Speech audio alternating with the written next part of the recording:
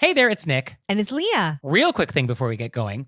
Please subscribe to our show and follow it. In whatever platform you're listening to us on. Yes, whatever app you're using right now, there's probably a plus button or a little bell or it says subscribe. Well, tap that, please. Just a quick little, and it makes such a big difference for us. We would really appreciate it. We really would. So please do that, and thank you. Thank you. And now, let's start the show. Yay! Hey everybody, it's Nick Layton. And I'm Leah Bonema. And we had so many great questions from you guys in the wilderness Ow! that we have a bonus episode. So here we go. Our first question is, quote, is it rude to make a life announcement about yourself at someone else's party? Last year, my husband and I were going to use our Thanksgiving dinner party that we were hosting for a small group of family to announce that we were expecting our first baby. Then I heard, by way of my sister-in-law, that my brother-in-law was going to be bringing his new girlfriend to dinner and that they would be announcing their engagement. I was shocked for multiple reasons. And now we have some multiple reasons. Reason number one, no one in my family had even met this girlfriend yet. It was a very new relationship. Reason number two, my brother-in-law did not RSVP for himself or this woman for the party, and they live out of state. Number three, I thought it was rude to use someone else's party to make an announcement. Am I wrong? Should you ask your host if it's all right with them before you make an announcement at their gathering? Or was I just upset to be sharing the spotlight? Yes, it's rude. No, you are not wrong. Okay, coming in hot, Leah Bonema. I'm coming in hot. So I think a couple things are happening here. So I feel like we kind of have to tease them out. The first thing that bothers me is that you would not RSVP to the dinner party. I'm particularly bothered by this. This is what catches my eye. I do not care for that. And as a reminder to our listeners, don't do that. That's rude. Yeah, absolutely don't show up at dinner parties without RSVPing. Like, that's not a thing we do. So don't do that. So I'm bothered by that. It does feel like if you liked this person, you would probably not mind that they also had good news. Like, good news is not a zero-sum game. We can all have good news at this party, and that would be fine. I think part of it is that we just don't like the fact that, like, there's this new woman we've never met, and my relative is, like, not RSVPing for this party, and they're bad guests. Like, I think I'm bothered by that. So anything that they do, I'm also bothered by. I also do think, though, if I'm hosting a party and you were going to make an announcement, I don't know why you just wouldn't say, hey, I was going to announce my engagement, or is that cool? Yeah, is that something you should ask for? I mean, I could see that you wanted it to be a surprise for everyone. So when you tell the host about it, then it's no longer a surprise for everyone. So I could see like why you might not do that. Well, not only is it a surprise, it's also a surprise that you're coming at all. Right? Yeah. It does feel like you will catch your hosts off guard a little bit.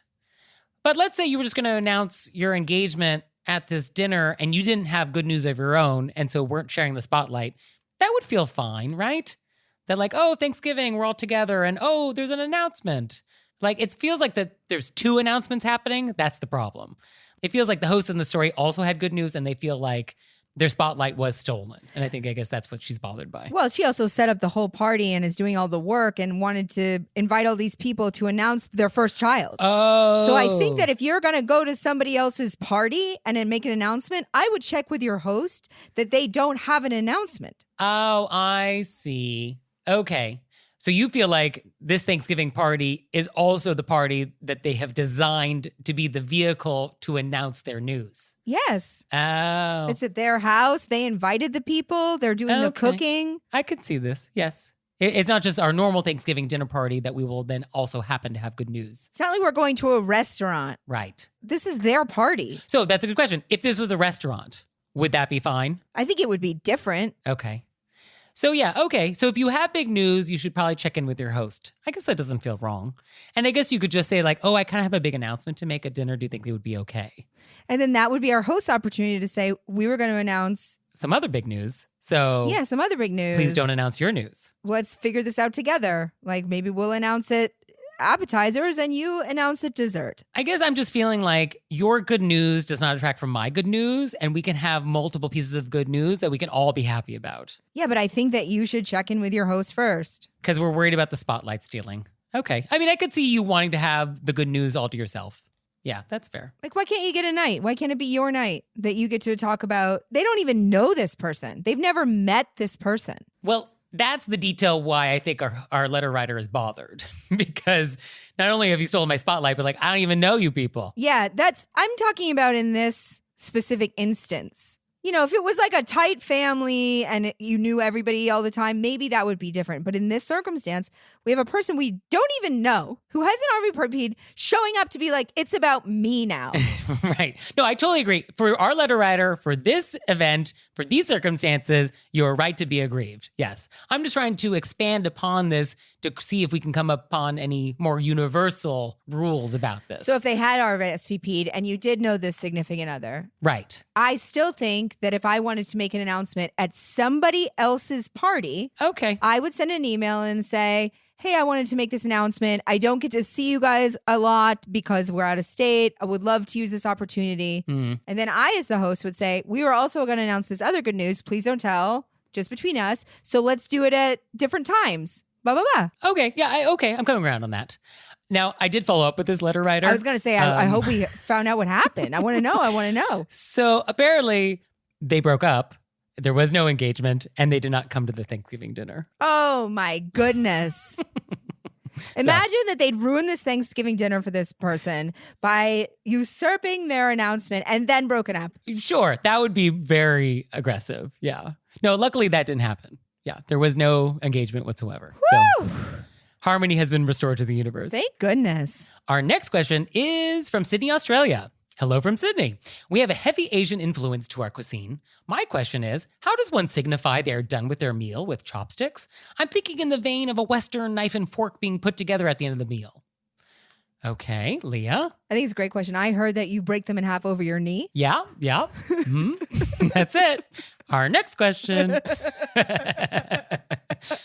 Yeah. No, you actually stick them up your nose. Oh, okay. Or alternatively, depending on what cuisine it is, you will put them behind your ears, like pencils. What I like to do is it's really good if you use it as a hair clip. You just flip it around, stick it through, and then everybody knows you're done because your hair's up. Well, usually that's the resting position. So when you're mid-meal, that's where you put it. Taking a little break. But after the meal, it's either up your nose or behind your ears. Okay, perfect. No, the real answer is that there's actually quite a bit of variation with chopstick etiquette, depending on like what Asian culture we're talking about.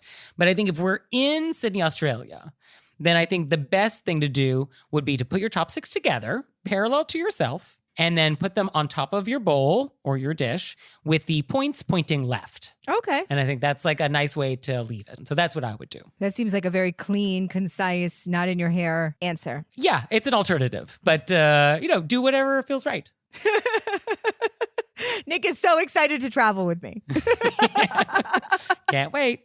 So our next question is, quote, my sister-in-law has a 1.5-year-old son, and he's the only baby in our entire extended family. So he's the center of attention, as he should be. Before he was even born, I set up a 529 savings account for him and make regular contributions to the account instead of just buying him toys. My question is, how do I approach sharing when I gift in this way? It feels a little weird to say, I just put $100 in his education fund. Since my husband and I don't have kids of our own, we are sure to contribute throughout the year to try and get a good savings base rate for him. Should we just silently donate? Which is okay by me. But I just don't want her to think that we're forgetting about milestones and markers by not sending gifts. I thought about this one. Well, first, before we even talk about the answer, let's just explain what a 529 savings account is for anybody who doesn't know. Basically, this is a way that you can put money away tax-free. And then when you take it out of the investment account and you use it for education expenses, then there's no taxable event there. So it's a way to sort of like grow money tax-free if it's used for education. So a lot of people do them for their own kids or kids in their lives because it's kind of a nice thing. So it's a very nice thing. How do we handle this? I thought about this from all angles. Great. And my main takeaway, obviously, is that these people really love this child. And I think that you can just have the conversation with your sister-in-law and say exactly what you said to us. Like, we're donating to this. I don't know what the best way to celebrate that with you is. Oh, okay. So ask your sister-in-law like what she would recommend. Just because the only way I feel like the sister-in-law is going to see this is how much they love this child and they just want to make sure that she knows and the kid knows that they're celebrating. And this is happening regularly, but she doesn't want to say, just send a hundy. You know what I mean? So what would be a fun way to do that with her? And I think that's an okay conversation to have because it's just a really caring gesture. Yeah. I mean, I think what we can do is for any milestone throughout the year, the birthday, the first loose tooth. I mean, I don't know what other things we celebrate throughout the year, holidays, solstice. You can send a card like, hey, Toby, hope you had a great birthday. We made a contribution to your savings account. Love, Aunt and Uncle. So I think we could just use the greeting card as our mechanism to let everyone know that we made a donation. And I think that's fine. Or I guess at the end of the year, you could send an accounting to the parents in sort of more of a business-like way. Like, hey, just want to send you like an annual report from the account so you see like where we're at, FYI, and just sort of email them a PDF, once a year. That could be a way just to remind them like, oh, you're actually contributing money for them. Right. I like the card. I think both are great. I like the card. Card is a little nicer. You can also do both. I think you can do both. Yeah. But I don't think you should be shy about the fact that you're like making contributions because as the family, they should also acknowledge your generosity. They owe you a thank you note for this. And it's also nice that they know that there's money being put aside for, like, it's a pragmatic thing for them to know that there's money besides a kind gesture, money being put aside for education. Yeah. So I don't think we want to keep it a secret from them. So yeah, let them know. Yeah. And then they should send you thank you notes and then that's how it goes. Perfect. And now it's time for Intermezzo. Intermezzo. So this episode is brought to you by HelloFresh. And with HelloFresh, you get farm fresh, pre-proportioned ingredients and seasonal recipes delivered right to your doorstep. And by the way, HelloFresh now owns Every Plate. So we love both. So you can skip the trips to the grocery store and count on HelloFresh to make home cooking easy, fun, and affordable. That's why HelloFresh is America's #1 meal kit. What I love about HelloFresh is that they have multiple meal plan choices. I love meal plan choices. I went with Fit and Wholesome because I'm wholesome. So our boxes are arriving soon and we're going to report back. We're going to let you know how it went. We're very excited. And for you out there, go to HelloFresh.com/RBWFree and use code RBWFree for free breakfast for life. One breakfast item per box while subscription is active. That's free breakfast for life at HelloFresh.com/RBWFree with code RBWFree. And now it's time for Intermezzo. Intermezzo. So did you know you can help support our show on Patreon? We have a Patreon. We do. And there's tons of fun stuff there. There's videos, there's audio clips, all sorts of stuff. I was just thinking about how many videos there must be up there by now. Oh, there's a lot. There's a lot of bonus content that you have never seen if you do not join us on Patreon. So go to our website, select monthly membership, and see if that's something you'd like to do. We'd so appreciate it. We really would. So please check it out. And thank you. Thank you. So our next question is, quote, do you tip on a service that's part of a trade exchange? I'm a graphic designer and recently did some branding work for an acquaintance's cosmetic tattooing business. We agreed that instead of monetary payment, she would do some work on me in exchange for my design services. Do I still tip her for her work? And here's an important detail. The work I did for this person was a couple of years ago, and we're now just getting around to completing the trade. Since that time, the prices for her services have probably doubled, which then leaves a pretty big imbalance between what my work is valued at and the current value of her work. We're talking a couple hundo at this point. Help.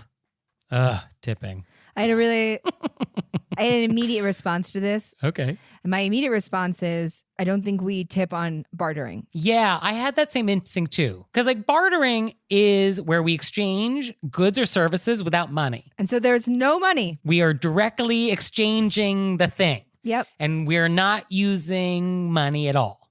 So we don't want to now introduce money to the bartering system. That's how I felt. I don't know where that came from, but it was my 100% reaction. Yeah, no, I totally feel the same way. So I think we're onto something with that. I think that the trade is on the service.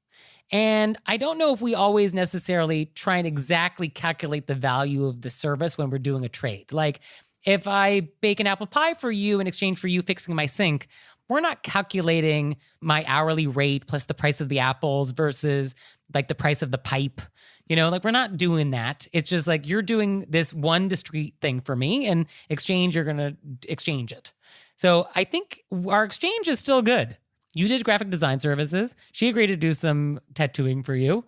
And that's it. Yeah, I 100% agree. And because we agree on this, it isn't an issue, but Great. I think whatever the service cost at the time, if her services cost more now, that's irrelevant. It is irrelevant. That was what you agreed upon at the time. Right. And also, we didn't agree on a dollar amount of service. We just agreed on a service. Yeah. So the fact that your service price has changed doesn't change because we're not talking about the money of your service. We have only ever been talking about the service itself. Right. And I do think that if in the future you make another agreement with somebody else and you still feel uncomfortable about it, I would ask at the beginning, in your mind, does this include tip? Oh, yes, you could clarify that. I mean, I think this ship has sailed for this, and I think you don't have to worry about tipping. But if you continue to feel anxious about it, if you do another trade in the future, just talk about it in the beginning. Yes. But I think if we do want to tip, I think we would tip using the bartering system as well and not tip with money. So like, oh, I want to acknowledge your great effort. Let me buy you dinner. Like, let me do something for you. Let me bake you a pie. Let me do some other thing for you that's not money. Because we're going to keep the tip within the bartering system as well. I really like that because the whole point was to not use money. Right. Because otherwise we could have just used money here. Yeah. So we didn't. And so let's not add money. And I think if you do feel, for this instance, that the value of the services makes you uncomfortable and you really want to do something above and beyond, then you could ask and say, like, I understand the value of your services have really changed since we had this bartering deal. I just want to make sure that that's still okay. Or if there's more graphic design services I can offer you. Like, that would be another way to handle it. Yeah. Like, how can I increase the value of what I brought to the table before to try and make things equal? And they'll probably just say, like, oh, no, it's fine. This is great. And I also don't even think you have to do that because you made an agreement. Right. Yeah, and the agreement is good. But I mean, I understand. I can imagine feeling this too. And I think that what you just said is a great way to handle it. Yeah. I mean, I think when in doubt, I guess have the conversation about it. But I also think you could promote the work after she does it as a sign of extra appreciation. Oh, sure. Yeah. Send clients her way. Yeah. That's always a great way to acknowledge somebody. Yeah, totally. Great. Our next question is, quote, my wife and I enjoy listening to your podcast very much, and you frequently raise compelling topics worthy of further discussion. But if I make a comment during the episode, I get shushed, so I don't interrupt the next segment. Generally, I agree with the stance of not talking during a performance, but by the end, I might forget which topic I wanted to explore further. What's the best way to handle listening to your etiquette podcast in a group setting? Should we pause? Take notes? Should you, as hosts, pause more frequently to allow breaks for independent side banter? Or perhaps leave more detailed show notes, similar to a book club discussion to refer to after the fact? I realize this question may seem oddly meta, but it is a sincere etiquette concern. Looking forward to your thoughts on this matter. Well, first of all, I'm delighted that you are listening to our show so intently. I think it's such a fun visual that they're watching together and then discussing the topics. I really appreciate the listenership. Totally. Which one of you always agrees with me? That's what I want to know. Are you Team Leah or Team Nick? We know you have a favorite. What's funny is that I don't think of things as Team Leah or Team Nick. I think of us as a group. Yes. And I'm against the idea of Team Leah and Team Nick because we are a partnership. It's a little bit of something for everybody. That is true. So I guess, can you pause during the show? Yeah, I think let's have consensus with whoever you're listening with. Have a conversation first about like, how are we going to listen to this show? And agree on what the rules are. So like, are you going to pause anytime you feel like it? Are you going to pause only after the end of each question? Or are you going to pause only during the musical breaks? Like whatever it is, I think like have a conversation about it and then have some agreement. And then that's what it is. And I guess take notes along the way.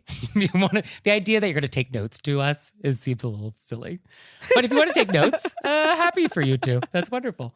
And also, we always have transcripts of every episode. So you could always print out the transcripts and follow along and then write notes in the margins and use that to debate later on. We can't pause. We can't pause. We can't have dead air. That's like, it's actually a number one rule on any type of radio. It would make you very uncomfortable. Yes, if we just stop talking. That makes me uncomfortable. Like that, right? I just personally felt very uncomfortable. Yeah, ooh, it feels dirty. Yeah. All the deep, dark thoughts of my life just filled that void. Yeah, no. I need to keep talking to calm the demons. Yes. So, but thank you for your attentive listening. Love it. I love it. I appreciate that you guys are making it a group event. So our last thing is aftermath. Aftermath. So you may recall we got a letter from somebody who was waiting on their wedding photos, and they were prodding their photographer to try and get them, and it was like a whole struggle. So here's the aftermath. Quote, "We finally received our photos. They came out absolutely gorgeous, and it was great to be able to share them with our family and friends that couldn't be there. We received several emails from the photographer asking us to post a review before we received our photos, which we kindly said that we're going to wait until we received our gallery. The photographer gave us a $100 credit for future prints to make up for being late, but we had to ask twice for her to send us the discount code. Any advice for how to move forward with the reviews?" A, I'd like to say I'm very glad that the photos came out fantastic. Glad that you got great photos. I think there was a chance that you weren't going to ever get your photos. Yeah, So, we'll be honest, we were nervous. yeah. And So I'm really glad you dodged a bullet there. also the $100 print credit. That's nice. Yeah, that's a gesture. I appreciate that. And then I also recalled from this question that this person was recommended through a friend, Yes, there was a personal referral. which I think makes a difference with the reviews, There is a consideration to be made. Yes. which is why I wrote, don't leave any reviews. I have come to the same conclusion, but my journey to get there was long. My first instinct was to seek vengeance. You have been wronged. This photographer was not professional. You had to beg to get these photos out of this person. They were not on time. You know, they didn't do anything they promised. And for that, I want to seek vengeance. This cannot stand. We cannot live in a world in which this is allowed. So the first thing I thought was like, how do we seek revenge? Then I was like, but do you really want to like ruin this person's business? Like, is that nice? Do they deserve that? Does that punishment fit the crime? And it's like, well, probably not. And then also, how satisfying is it really when you leave a nasty review? I mean, sometimes it's satisfying, but most of the time, it doesn't really give you that deep sense of satisfaction that we actually wish it did. In which case, yeah. So I wrote, just don't leave a review. It's so funny that we wrote the same thing. Yeah. So we came to the same conclusion. I wrote it more because I know they were recommended by a friend of yours. I think that if somebody comes to you and says, I heard you use this photographer, would you recommend them? Then give them your opinion. You're definitely free to be like, the photos were great, but they weren't on time. And let your person like make a decision from there. Don't recommend them, but don't leave a negative review. I think that's fair. Yeah. And I think if you are going to leave a review, if you just can't help it, then I think your review needs to be very factual. Like, the photos were great because they were. They were not as on time as we wanted them to be. And, you know, that's factual. So I think you could say that if you were going to leave a review. But I would just rather let it go. No review. Move on with your life. We're done. One time I felt very aggrieved. Okay, just once? Well, aggrieved. I've never left a negative review for anything. This is why we're different. Some days I actually have days where I just go through things that I've enjoyed in my life. This is a true thing I do. And I make sure that there are positive reviews on whatever website. Oh, so you're going on Amazon, you're like, I do like this blender. Yeah, that's exactly what I do. My favorite conditioner, I just want those people to know I love this product. So I have nice reviews days. I do it at least once a month where I just go give once nice a reviews. month? Yeah. We are different people. I've never left a negative review. One time was very angry with somebody somewhere. And I went to that website and I wrote out a review like, oh, I did send a letter to a library once and the problem was solved. It was quite I'm a great when it has to be done, but that wasn't a review. Sure. That just something needed That was fixing. a customer service issue. I love the library more than anything else in the world, and this needed to be fixed. But I wrote the review. I let it sit on my computer, and then I erased it. Okay. So did that give you the same sort of serotonin release? I felt very refreshed, I guess. Okay. Because I got the, like, why would you know what I mean, out? Right. And then I let it sit there. I saw the words saw me back. And then I erased it because I didn't it wasn't that important. True. Yeah. So if you feel like you want to leave the negative review, at least write it first. Let it sit.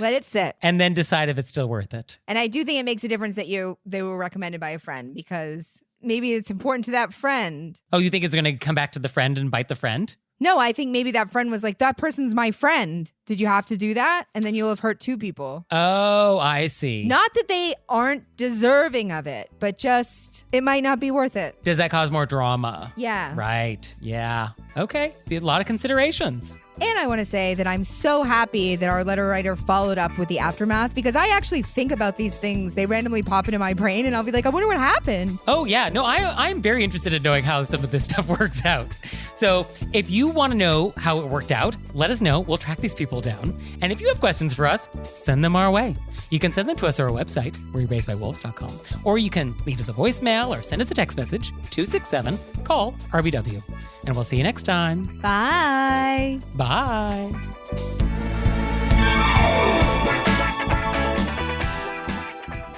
Oh, Leah, one more thing. What? Have you signed up for Patreon yet? I have. Me too. You out there, have you signed up for Patreon yet? No? Well, go to our website, wereraisedbywolves.com, click on monthly membership, check it out, because we would really appreciate it if you'd support our show. We love your support. We would. So please do that, and we'll see you next time. Bye. Bye.